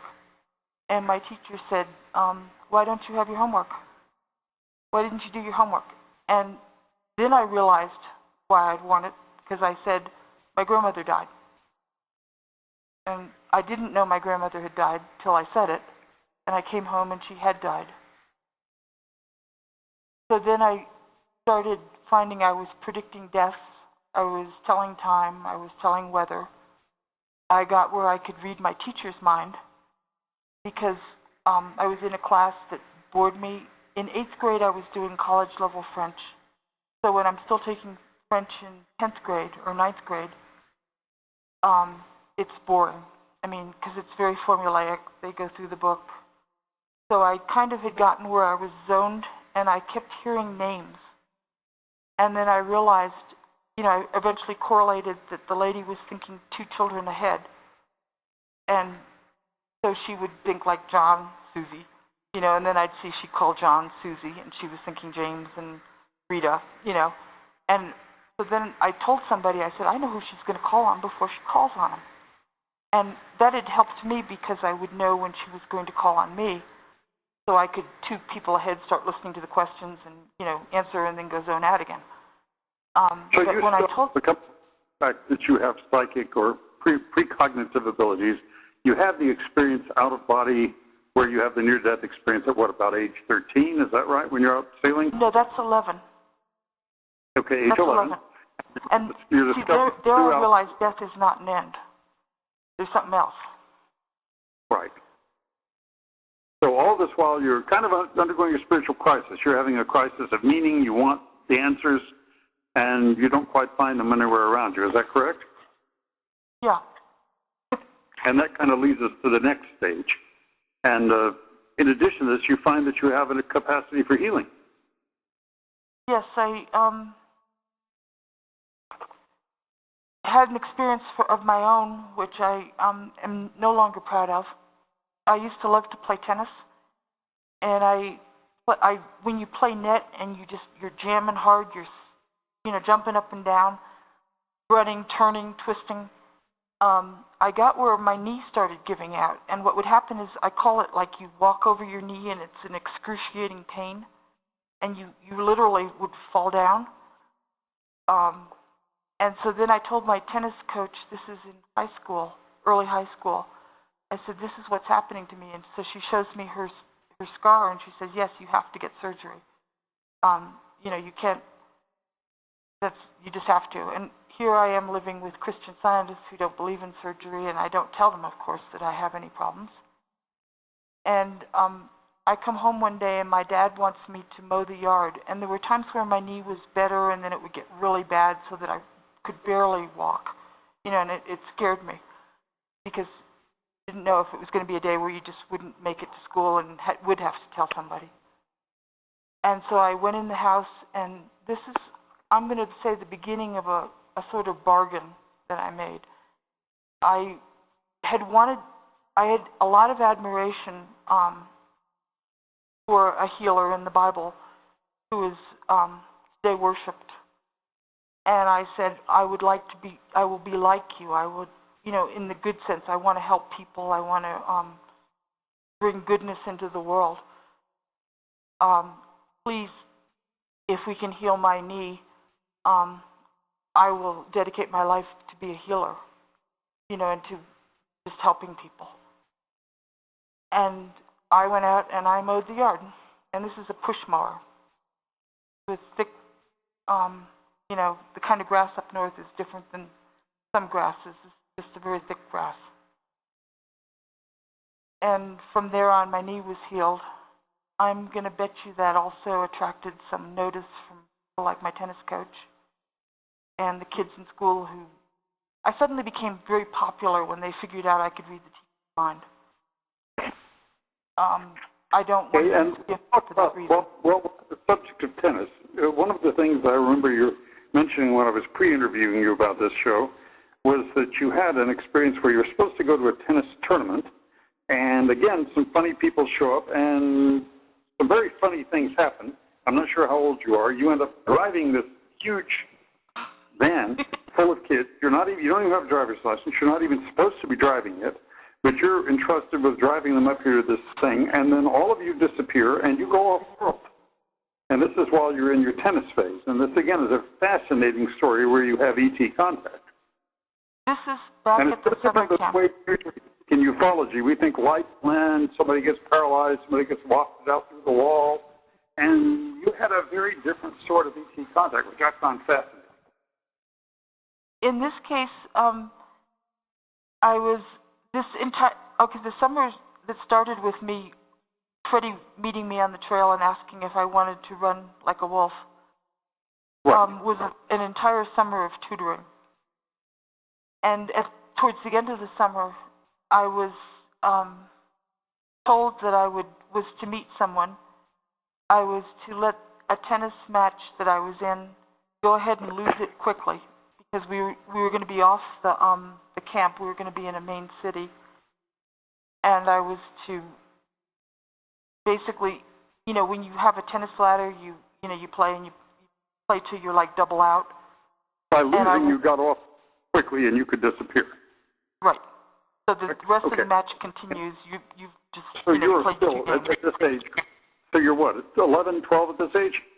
At this time? I'm going to say 12, 13 maybe. Okay, 12, 13. All right. And you're in Maine? And I'm in Maine. I've been made a head counselor, which is why, as a camper, I'm not allowed to attend any camp things. And as a counselor, everybody was angry at me because I was way too young to be a counselor. So they told me that if I just kind of left, they would do the job. So being background somewhere by someone to get you in this position. Okay, go ahead. I'm just kind of setting the stage here. All right. And I have no idea why I was entrusted or asked to drive the kinds of Land Rover mobiles, with the kids in it, the kitchen, the bathroom, all this stuff. And I'm driving it around town. I'm driving it on the streets. Oh, you mean a Winnebago sort of thing? You gotcha. Yeah, right. Exactly. What in Europe we'd call a caravan, right. I have a hunch, Wyatt, I might have been given that responsibility.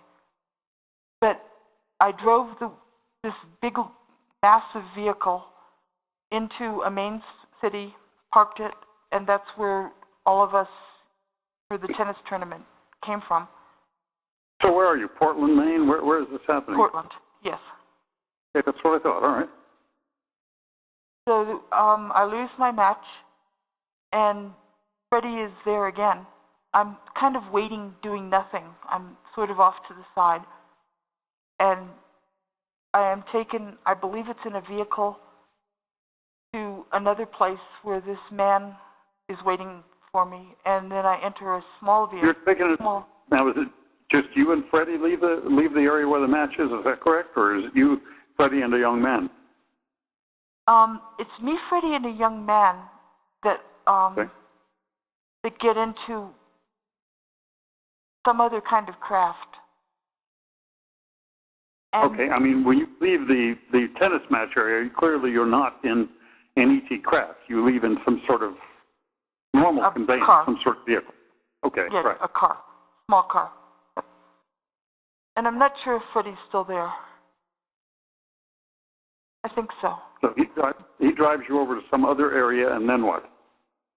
And I meet a younger man. I feel like he's almost military, or he's like early 20s, late teens, something like that. All right. Looking.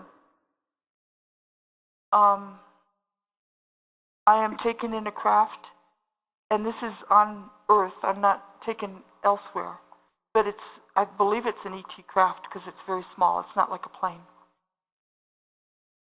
What shape is this craft? I believe it's round. I don't remember it too well.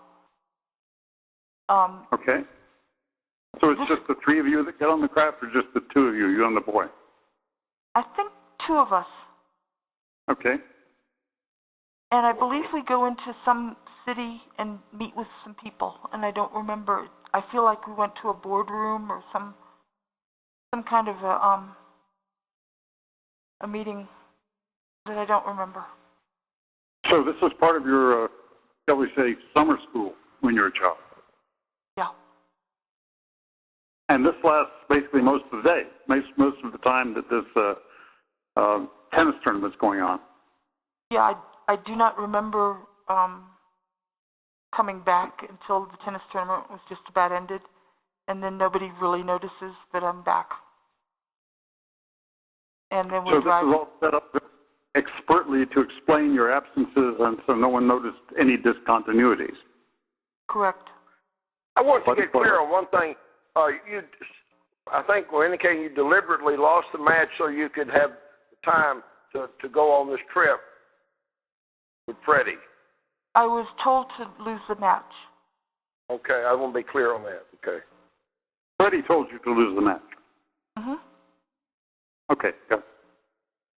And then he shows up there. Okay, very good. All right. So again, part of the tutoring that goes on when you're a child. And now let's go forward. Again, part of trying to understand your development as we get into your meeting with other extraordinary beings.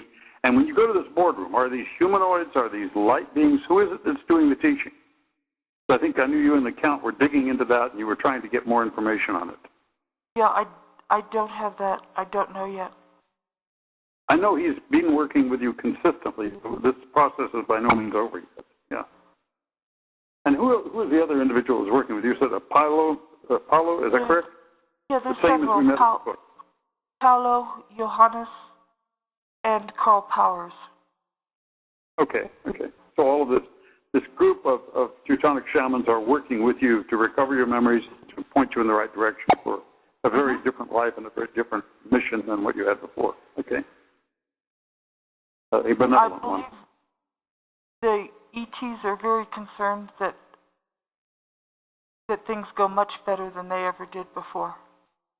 That Of course. mistakes of the past are fixed, and that during the era before my birth this time, there were good and there were bad forces working. And I don't think you can just say good and bad. I think there's just such a melange of ideas and power grabs and, just things going on. And do know that the benevolent ETs were in the middle of trying to bring a better world. And when that opportunity presents itself, many are coming in to try to take power. Yes, indeed. Many are being born here and have been born here to try to turn things around and give humanity a bit of a different future than what we seem to have been saddled with over the past, couple of millennia here. Give a different twist to it. But let's get back to your own trajectory in this life of yours. So we're in the teenagers now. You're the young teen. You start going to church with different people. You have different experiences in high school. You show that you have some psychic talent. This has got to be noticed. It's the sort of scuttlebutt that would get around the school, that you could tend to determine things. You could tend to see things a bit in advance. You would know who was calling ahead. You would know a lot of things, and people get a reputation for that in schools, especially in any sort of closed-loop society like that. And here you are then, you are becoming somewhat pious. You're going to church a bit more, kind of trying to discover this personal relationship with Source, as you were, with deities on your own as a youngster, as a teenager. And one day at church, something happens which you think may have gotten the dark sider's attention. And you are, during this time, given a lot of independent study time. You're basically spending a lot of time in high school, unshepherded and working on your own, doing independent study, but you're developing, you're blossoming in all kinds of ways at this time. So what was that event and how did it happen? Okay, the event that you're thinking of is in college. It's in college, okay. And things had shifted quite a bit, but I was in it. And in college is where I started experiencing other religions. And part of the United Nations is where you do want to get to know other people and how they think and who they are. So I was going to different churches and trying things. And I was at this church where the average education was between 3rd and 5th grade, hardworking, just interesting people. And it was a church where the men pray for the men, the women pray for the women. You don't touch each other. You're very segregated. Well, give us if this wasn't Islam, where was it that was this separated? Who was it? This was an Assembly of God church. Okay, I don't know too much about them.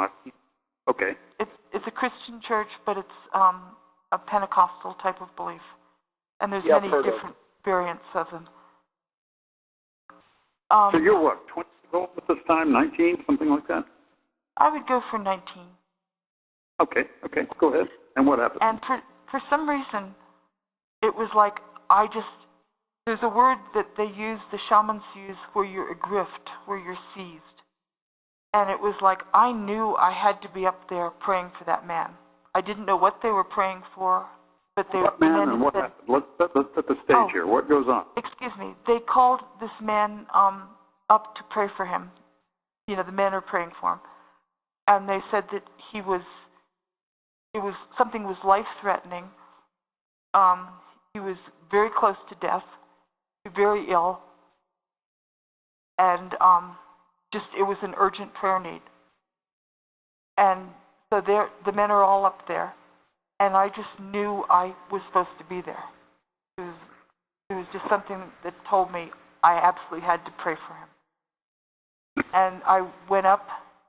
I have my feet planted on the ground. I have one hand on him, one hand on the air, and what I had was like hot electricity, light, just coursing through me very, very, very forcefully.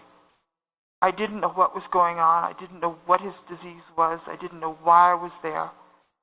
I just knew something had happened.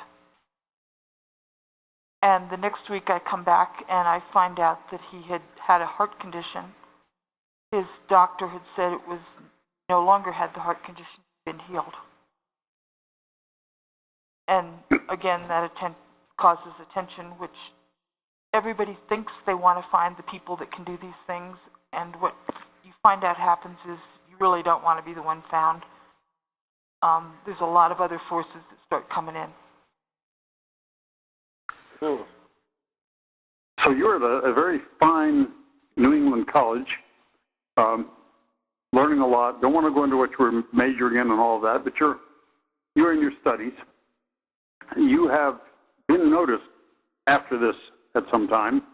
A roommate of yours you have starts questioning you. You end up in debates. You find that you do a very good job as an orator and debater, giving presentations in college work. What happened is quite a number of churches started inviting me to come speak with them. And my message was, it's not just me that can heal people. You too can heal. It was meant for the masses. We were meant to be able to help each other. And I wasn't trying to break up families. The men had a very hard grip on their families. I saw the beauty in their structures, their children, their lives, and they were inviting me in to meet them. But I wanted them to know that their woman also could speak wisdom and should be permitted to. So those are really my two messages. And they would invite me into quite a number of churches, and I would, just speak or sing or do things. People would say they were touched. But my roommate, eventually what happened, I formed a study group. I was like, why can't women have a decent place in the church? Why can't we ever have leadership? And in that era, women did not have it.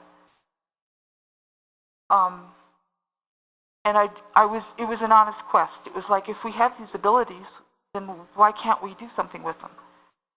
And the men were trying to show me their churches, their families, how their lives were good and how they worked. But I guess I was starting to get ears that were interested, which is caused them to fear for their structures, their worlds. So you threatened their social order by what you were introducing, kind of energy you were introducing. And I was not trying to bring harm. Understood. My roommate and I were on a walk. It was winter, beautiful rime ice all over the trees, lovely, lovely time outside. And we were warned by two beings. They looked like men, and for some reason, I guess we didn't take them seriously or didn't believe it. And a lot of things that happen across dimensions, you can discount it because it doesn't talk to the same part of your brain that somebody here talks to, I guess, might be an excuse. Okay, and who are these two beings? Tell us about these men. They just look like men, but they're out and we've gone way far out on our walk, and they meet us somewhere in the woods, and they just warned and said, you're in danger, I don't know the exact words, but it was something to the effect of, be very careful, you're in danger. Okay. And again, there's no context to it. You don't know what they're talking about. And you didn't feel they were threatening you. You felt that it was a friendly warning. It was a friendly warning, and I should have said, what do you mean? Who are you? Ask the questions. Light beings who work with the light want you to ask them questions. And I don't tend to ask enough questions, or didn't at that era, and that's a fatal mistake. But if as Star postulates a prime directive, then, or I don't know which series it was that postulated the existence of a prime directive, maybe they're not allowed to interface any more than we initiate and ask ourselves. That's what I've been learning, and I've learned it the hard way. The evil ones the first time I learned it. Have plenty to talk to us about, and will gather our ear and lie to us and trick us. The ones with the light kind of wait politely for us to ask for more. So you meet these men, you fail to ask the question, there is danger, and what happens to your roommate after this? This is probably several days later or a week later. I come into my room, and we share a room. It's a long, rectangular room. I'm on the far end. If you walk in the front door, the door to the room, you would pass her bed, and then the beds go the length of the room, and then my bed would be on the other end, and then we had our desks near our beds, and you know. I come in, and my roommate cannot talk. She's like, don't, and she's pointing to my bed. There's this thing hanging. It's like this vertical hanger of some sort with some tubes, some box, something attached to it, and she's not able to talk. And she's like, don't, telling me don't sit on the bed. And I have no idea what she means. I just go running out of the room. I come back maybe several hours later. She has shredded every single piece of paper. She's taken her pillow. It's in every little tiny piece that could be there. Everything on her side of the room, she had completely destroyed. She had not touched anything on mine. The college people told me the men were out of control. They promised they would never do it again. The danger was gone. My friend and my roommate... Wait. You said the college people said that the men were out of control. What men? How were the men out of control if this woman shredded this stuff, this young woman you were living with? I guess it became known that that thing was, I'm guessing, a mazer. I found a picture of it once, and I haven't been able to find it recently. Understand. What I'm saying is, what does have to, how the college people tell you men were out of control? What did that mean? They knew who did it and what had happened. Oh, so somebody on the inside knew that this was planned. Okay, gotcha. Now, wait a minute. I'm not clear about something. The men were out of control because they had placed whatever this was on the bed? They had placed it on my bed. What was it? I didn't quite get a good description or a picture of what that was. When the person sits on the bed, the weight would push something on the floor, which would trigger like an electrical shock of some sort. A mazer with some sort of massive electromagnetic pulse that would affect your brain function severely. I mean, it's actually been used to incapacitate people, used for crowd control and some so-called non-lethal technologies that the U.S. and Israel have been developing for their different conquered territories. So that's, I guess, an early version of what you were being exposed to here. That's pretty high-level stuff for a college to have. And it was. And this is. Well, it was near a military base. It is near a military base. What now? It was near a naval base. Let me interject real quick. Now we got about 3 minutes to go in this first part of the show, so you know we got to kind of round it off and look ahead to the next show here. We got about 3 minutes. The girl had to leave college. She was not able to complete her studies. I mean, her parents picked her up. She was gone. To do a little foreshadowing, then it's shortly after this that you end up being taken by a very dark cult that does have off-world connections. So I'll just leave it at that, and that my journey goes bad. And so we could say this was a turning point here, where you're getting introduced to the dark side. Yep. And you have to make choices. And the benevolent ETs are allowing you to make your own choices. Yes. I have to tell you, this has been a mind-bending show for me.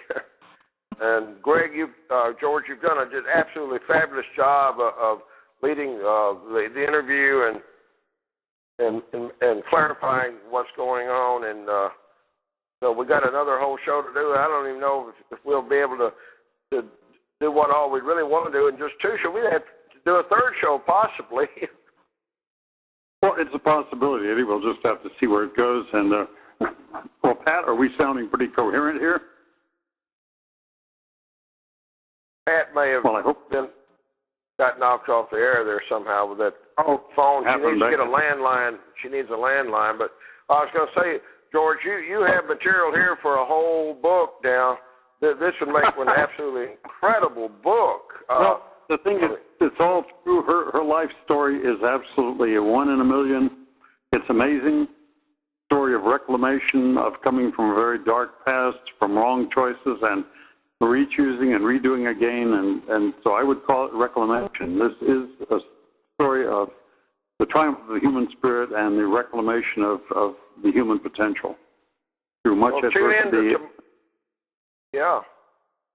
So we'll do it tomorrow, same time, same place, and we'll go a bit further, and we'll take this young lady who's now about age 20, 21, and we're going to see just how deep and how far it goes, and we'll learn a lot as we go through this progression. Well, I think listeners tonight have enough. They've heard that this is, as they used to say on the Art Bell Show, this is a good hook to get them to tune in tomorrow night. It's going to get even more interesting, folks. So thanks for listening now. You've done a great job, George, in helping us with doing this interview. And thank you again for being our guest tonight. And I'm not sure I can pronounce that name again. George, you may have to pronounce it again for me because I don't want to mispronounce it. Well, thank you, Isakan Schlipforman. I appreciate your being here, and we'll do this again tomorrow. And thank you, Eddie. Good night now, everyone. Okay.